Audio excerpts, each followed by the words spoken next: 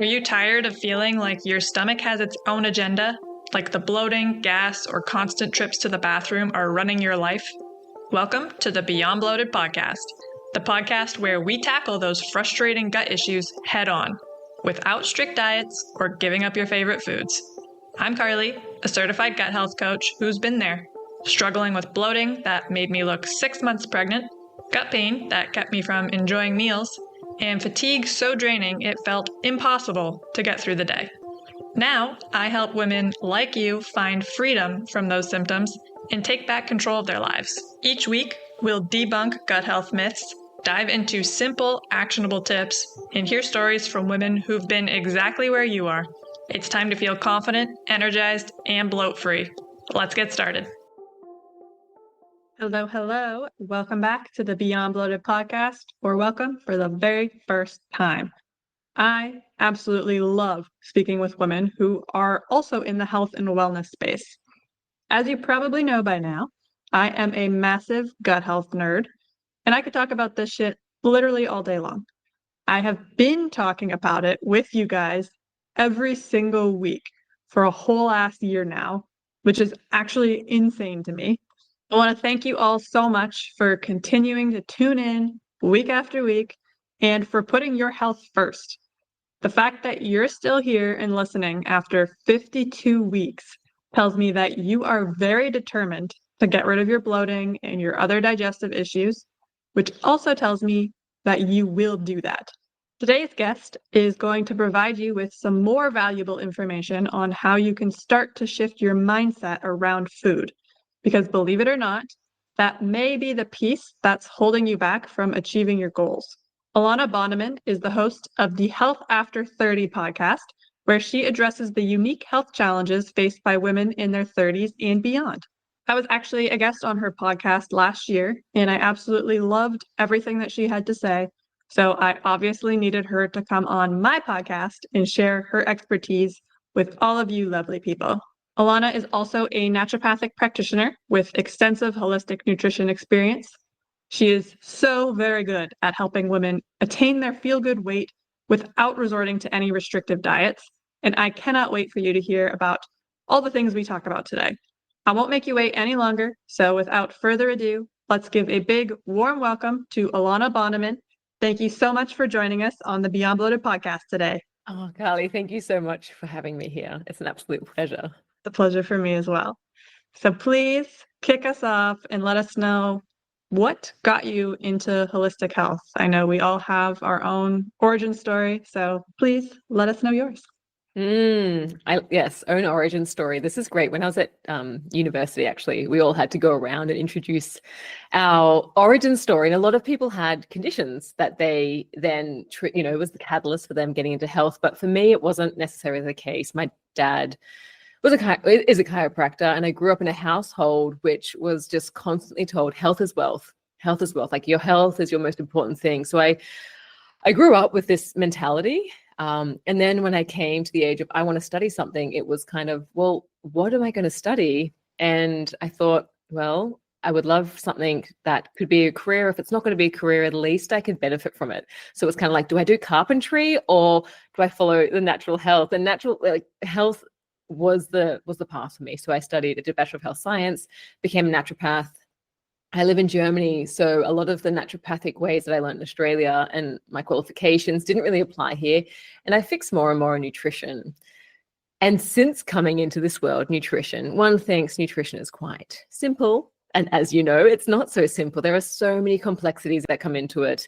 I'm learning a lot on the whole journey, I guess you can call it. And now I've been in the industry for about 10 years and I love it. I love being here. I love creating, this conversation about how people can also help themselves on their healing journey. Yeah, absolutely. That's different actually, because usually people get into health because, like you said, they have health issues. And then on the flip side of that is kind of yours. It's like, I grew up with it. It was kind of just in my household. So I didn't get the issues that most people have because you were living healthy the whole time. You know, a lot of us go away to university and then just ruin our lives with Yes. alcohol and takeout, and we don't take care of ourselves, and then we get all the issues. So would you say because you lived in a healthy or home growing up that you didn't have that crazy experience of like, let me just not care about my body and develop No, issues? I think as a rite of passage coming into teenagehood, that's definitely a part of it. And no, I thrashed my body. I remember thinking I was invincible, you know, and yes, I would go out all night and wake up the next morning. One of my jobs when I was a teenager was being a tour guide, and I would just put my black shades on and literally have my eyes closed and kind of just rattle off what I had to rattle. So no, I was aware, and I think it kind of came full circle back when I realized, oh, actually, my health is important. I can't just thrash my body. So I think we do come to these realizations at the same. I may have had like a better foundation with certain things, but that didn't stop me from living life, so to say. But that quickly got reeled in when I realized, oh, like I'm in this body and this is what's going to have to get me through in life. Okay, that makes sense. I was like, wow, you were perfect the whole time? No way. Never, not at all. Oh my gosh. No. Everyone, I think we all in our way have to learn the hard way, actually. And it's Yes. never ending. It continues our whole life. So no. I'm definitely still learning along this process too. You're very right about learning the hard way, because I feel like we talk about like our gut issues or whatever issues we have is like the worst thing. You know, it's like this horrible thing happened to me, ruined my life. But I actually look at it now as the best thing that ever happened to me, Mm. because it opened my eyes to what I was doing to my body. And I started learning about gut health. I now feel the best that I ever have. I have a business where I help other women do the same. So Yeah. sometimes when you go through the shit, you come out better for it. All I right, feel like a lot of the time. absolutely. Yeah, the healing on the other side. And sometimes you have to hit that rock bottom to be able to go through the process to even know what it's like to come out the other side. And I think, in essence, you actually learn that you are your own best healer, because you've got, you're an individual. Each of us are individuals going through our own issues, whatever they may be, whatever is our weakest link, but bloating, gut issues, let's say. And you go, you look for modalities, you look for everyone that's going to help you, and you pick up things, and sometimes things resonate and they work, and sometimes they don't. And it's sometimes, 2 steps forward, 1 step back, or 1 step forward, 2 steps back. And then you realize in the end, actually, you have to be your own advocate, and you are the one who has to be your own healer. And so I think that's the ultimate thing that maybe we learn in the process, how to connect with our bodies, listen to ourselves, understand, these huge red flags that our bodies are giving us, tap into that a little more. And depending on how far removed you are from that entire process, the longer it might take. But if you're committed, and if it's something dear to you, and if the symptoms are severe enough, then you're almost sometimes even forced into having to do it yourself. It's very true. It's the sad truth, honestly, because you hope that you can get help for these things from like a standard doctor. But as you and I know, that's often not the case. So what would you suggest for someone who is feeling stuck and they feel like they're not being heard by their doctor, and they have gut issues, symptoms that are related to the gut that they don't even know are related to the gut at this point, but they're just stuck and they don't know what to do next? That's a really good question. I think so often we give our power to doctors, practitioners, nutritionists, whatever, they're going to help me, they're going to heal me. But the first thing you can do is kind of just reflect on yourself. You can write a diet diary. You can go to the doctor and tell them everything that's happening. And, you can get diagnosed. You can do testing to say you do have this condition or this parasite or whatever, what's happening. But you know yourself best, right? So you can do a lot of self-testing yourself. You know what foods are going to make you feel awesome and what foods don't make you feel awesome. You know what situations make you anxious or frazzle your nervous system. We already know this. We're already quite aware of it. But to genuinely trust that you can trust your body and trust your intuition is actually a pretty hard step to take. So I would entertain the idea of maybe even playing around with yourself just to get into the feels of your own body. And I think as women especially, when we are calm, when we don't have this high level of anxiety or stress, that gut feeling we have is a genuine gut feeling. If you are going to a doctor and they're saying things that you just don't, and not because of fear or stress, but because you just, I'm going to get a second opinion, follow that, try something different. Or if they're offering something and it's like, yeah, this speaks to me, then feel into that. I think so often we don't do that enough because it isn't just black and white. And one diagnosis and one protocol does not always fit. It might help to a certain extent, but then you have to kind of dig deeper. And I think we need to just trust ourselves a little bit more in that whole process.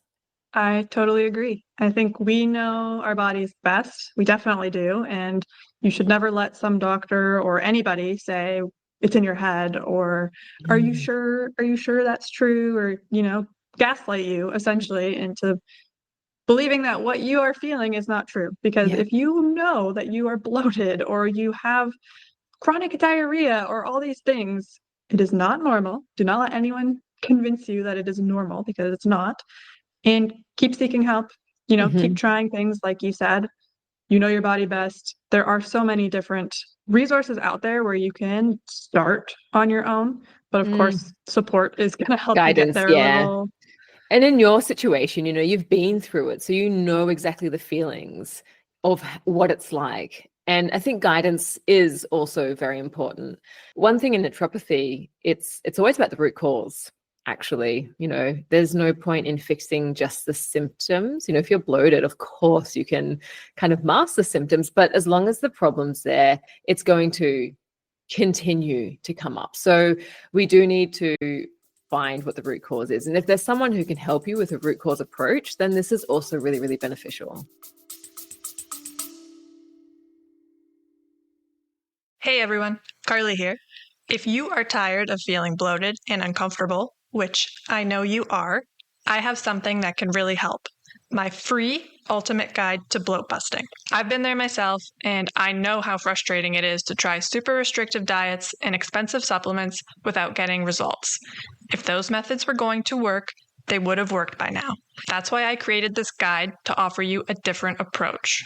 In the ultimate guide to bloat busting, you'll learn techniques to listen to your body and eat with intention, avoiding overeating and choosing foods that truly benefit you, tips for proper hydration to support digestion and reduce bloating, a guide to delicious foods that promote a healthy gut and how to easily incorporate them into your meals, and effective methods to manage stress, which plays a huge role in gut health.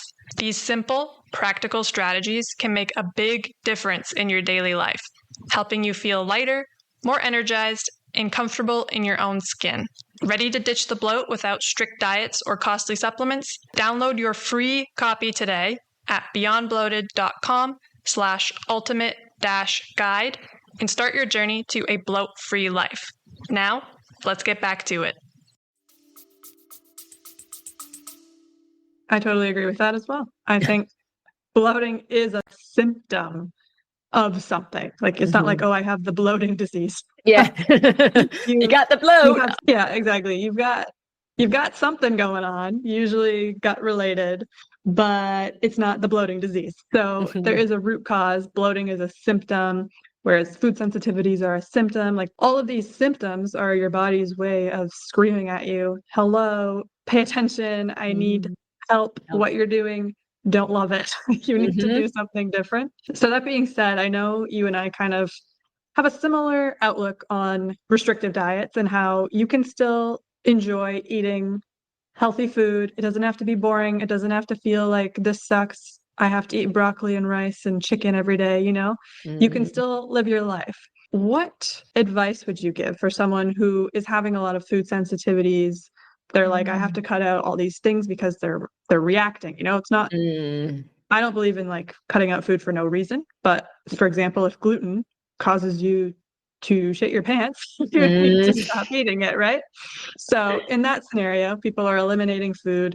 They're feeling kind of sad about it.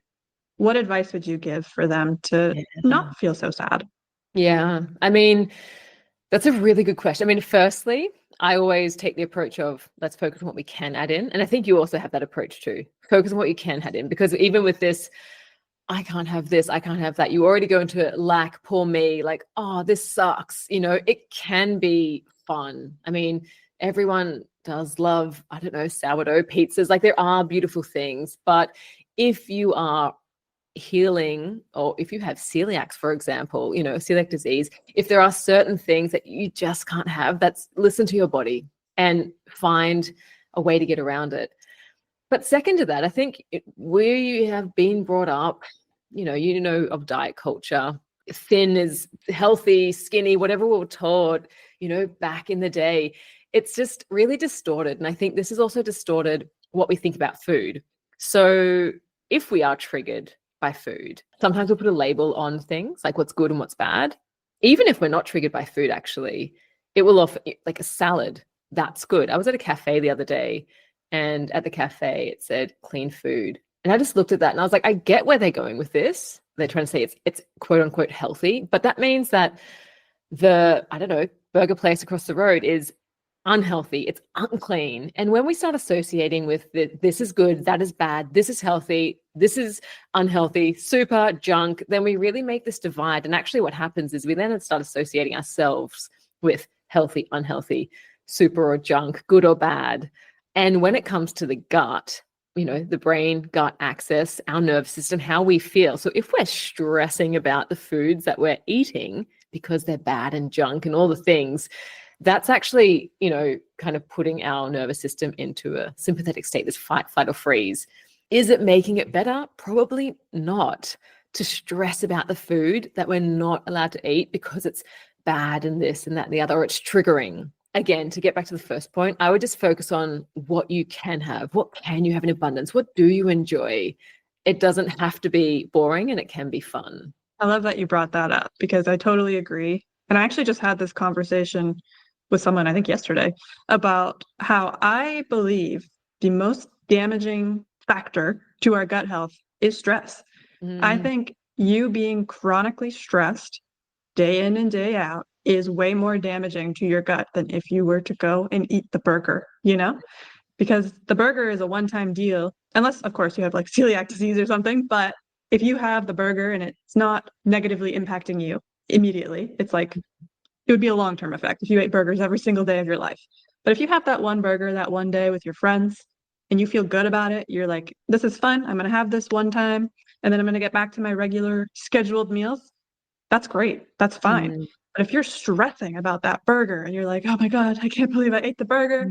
And as you're eating the burger, you're stressed. I shouldn't be eating this. This is so bad. That is doing way more damage than just eating the burger and enjoying it. And being happy with it. Yeah. So you're totally right.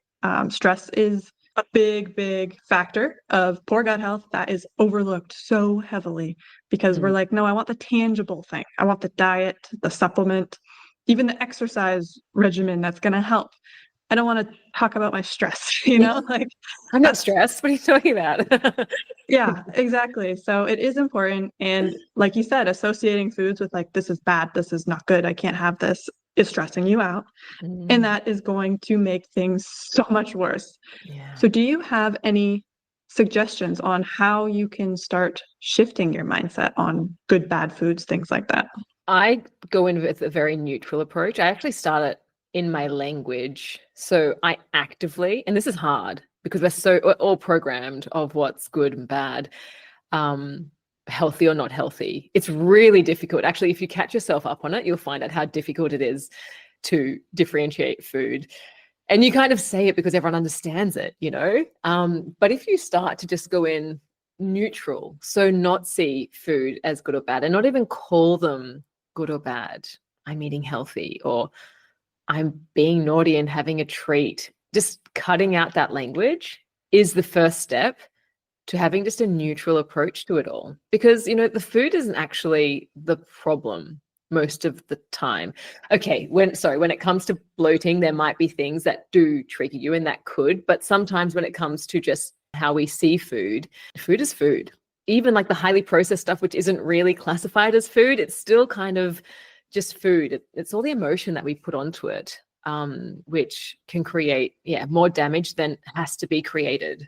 Yeah, I think the first thing I would do is just kind of just go in with a neutral approach and test yourself. Have a bit of a challenge. See if you can just bring it into your day-to-day. How are you addressing food? Are you calling it good or bad, healthy or unhealthy, super or junk food? And just see how that language how you even talk about it, because that is going to reflect also how you're thinking about it too.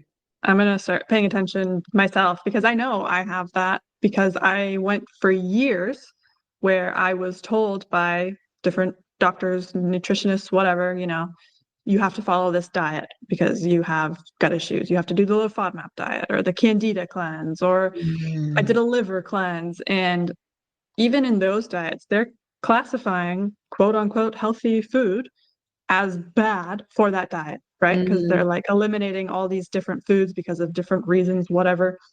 So I went through that for years. So I was very strict on it. And I was like, I was sensitive to cauliflower for a period of time. So I'm like, cauliflower, can't have it, bad. And it's like, cauliflower's not bad. We can't say cauliflower is a bad food. It's literally a vegetable. So I had that mindset for years. And now I am shifting that mindset. And it is hard because I still think, I see McDonald's, and yeah, McDonald's isn't a great choice. It's not. But like, I'm trying not to be as judgmental on the people who are like, you know what? Once in a while, I like McDonald's. And I'm like, that's fine. You know what? Enjoy your McDonald's once in a while. If people eat that every single day, then I'm a little alarmed. It's a fine balance. It's like, we do need to shift our mindset into not obsessing over food while still making the best choice for ourselves on an average day. And it's not easy. When you do have gut issues, you become afraid of food a lot of the time. It's harder said than done, but I am myself working on that, even when I'm working with my clients, to be like, okay, I see that they're repetitively eating this damaging food for them. And I don't want to shame them. And I don't want to say, stop eating that, it's bad. I want to say, hey, how did you feel when you ate that? Yeah. Oh, not great. Okay, well, is there something we can replace that with that's better for you? We're adjusting, but we're not shaming. Yeah. Are you kind of on the same page? Absolutely. I love it how you say, like, you use the word shame and also like judgment. Like, I think we jump to that really fast. And especially, the health industry. Oh man, people are judgy and shaming and guilting left, right, and center. And is it really serving much of a purpose? Like, it doesn't make anyone feel good. And when you're also trying to heal yourself, heal gut issues, the extra emotion of guilt, shame, and judgment, like, it just serves no purpose. So yeah, I'm completely online with, and I love how you talk with your clients as well. It's a very optimistic and positive approach. It's empowering them, instead of shaming and judging. So it's wonderful. I'm glad you're on the same page. And I feel like for me, it was because of my own journey too. Like, I started off, I had a horrible diet, like disgusting diet. I know we're like, don't talk about good or bad foods, but like, oh my God, I was drinking Sunny D and vodka every weekend. I was eating like the takeout burgers most days. I was not nourishing my body whatsoever. So I know what it's like to come from that diet and have to make these shifts to feel better. And it's hard and it's scary. And it's like, I've never done this before. I don't know if I can. So just having someone to walk with you through that and like help you make better choices without feeling bad. Because honestly, to anybody listening, I don't blame you for making the like not so great choice for yourself, because that's what's available. That's what's out there. That's what's promoted to us. That's what's advertised easy to us. Absolutely. It's no one's fault. Like, the way the food industry is set up is very much against our health. So it's an uphill battle. And if you're not, I guess, perhaps aware of what's happening, and I mean, you could use this for any industry actually, but it's just very easy to kind of get carried away with the advertising and the marketing and just the affordability of food. When you go into a supermarket and just what's on offer, even when you know what to eat, it's overwhelming. So yes, never blame yourself for that. Just look for ways, know how your body feels, check into that, and then start questioning just a little bit. Is this the best thing that I'm having right now? Maybe not. A little self-reflection, and it all comes down to how you want to feel. That's another question I ask my clients, because nobody wants to go gluten-free or dairy-free, and not everyone has to. But if that will make you feel better and get you the results you want, is that worth it to you? And if you're like, no, it's not, then okay, I can't force you, but I'm kind of shocked if, by stopping eating gluten, for example, you get rid of a lot of your symptoms while we work on healing.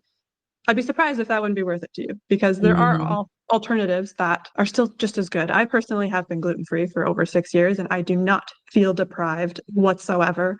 I eat all of my favorite foods. I eat pizza and cake and all the things, just better versions for me in my body, because I know I don't like feeling bad. You said it before, it's like getting out of your comfort zone. That's what you actually have to do. Like, no one wants to change, even like making habits. It's hard.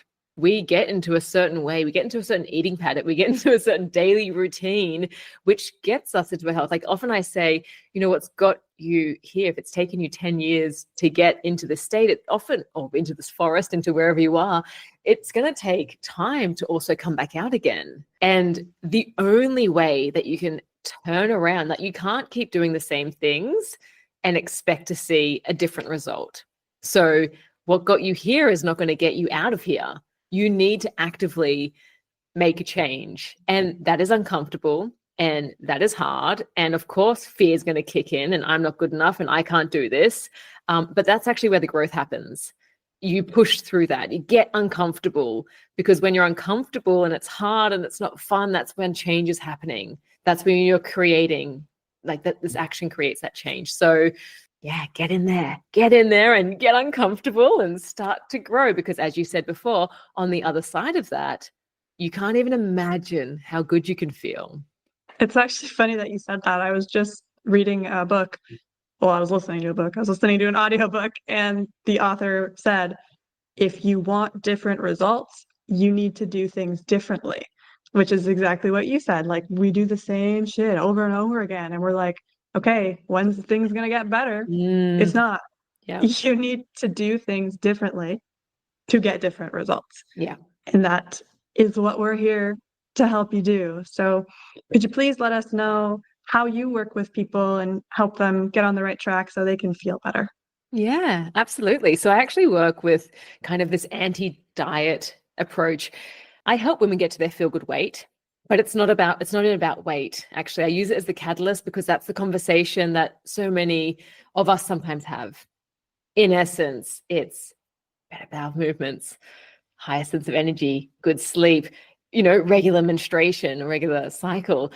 We're working on all of this. And as a result, you actually, get to whatever your feel good weight is. And yeah, a lot of this is unlearning what we've been taught about how to eat, diet culture, foods being good and bad, exactly this type of stuff, and how to find out how to tap in with your body, eat for your body's needs in what you do. I do this with, similar to you, I guess, online consultations. And I love it. Yeah, I love it, because when you're working with someone and you see the changes and they feel the changes, it's a sense of, I mean, you would probably know it. It's like a sense of, yes, like, this is great. So yeah. I love that you're so passionate about it, because that to me screams, I want to work with you. Because how many times have we been to the doctor and they're like, you've got 5 minutes, and then you talk to them and then they say, get out, I can't help you. Yeah. Great. Or even the specialists or whatever person you've seen, like, if they don't have that passion and that genuine care for you, get out, because you deserve to work with someone who cares about you and understands your struggle and treats you as a literal human being and not just another check mark off their day. It's like, oh, yep, I had another client today. Couldn't remember their name, but yeah, it's an overwhelmed system. It's an overwhelmed system that does need, but and I think that's where it comes back to what we talked about before, like, empower yourself to be your own healer. Like, of course, you can help people. I can help people. There is a lot of ways to find help. I mean, you could probably even have a conversation these days with ChatGPT and get help as well. But find who resonates with you. Start resonating with yourself. And it's honestly, just keep doing it. Get out of your comfort zone and keep going, because no one's going to advocate for you as much as you can advocate for yourself. And as much as we can guide them and support them and help them, we can't do it for them. And I often remind people of that. It's like, I'm here to support you. I can help you. I can provide you with some information, and, I can hold you accountable. But at the end of the day, it's your life, it's your body, and you need to do it. I cannot do it for you.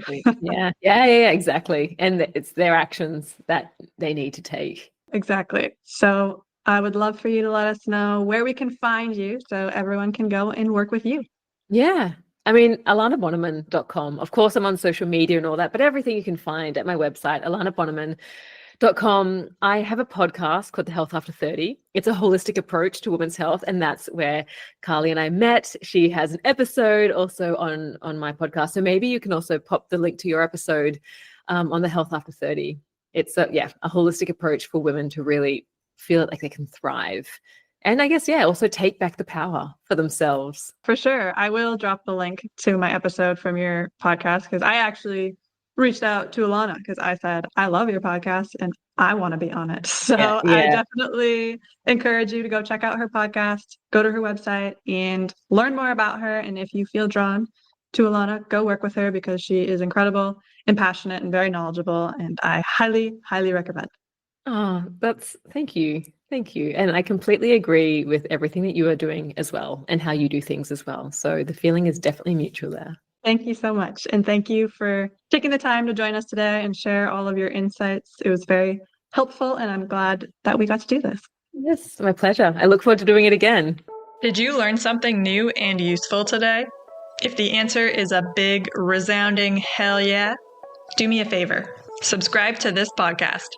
Even better, toss a rating in there too. It helps more bloated babes discover this show and lets me keep bringing you this free, gut-loving content every single week. And hey, don't be greedy. Share this episode with your bestie who's always unbuttoning her pants after dinner. She will love you even more for it. Thanks for hanging out with me and showing your gut some love. Keep on putting what you learn into practice and you will be bloat-free in no time. Catch you in the next one. Bye!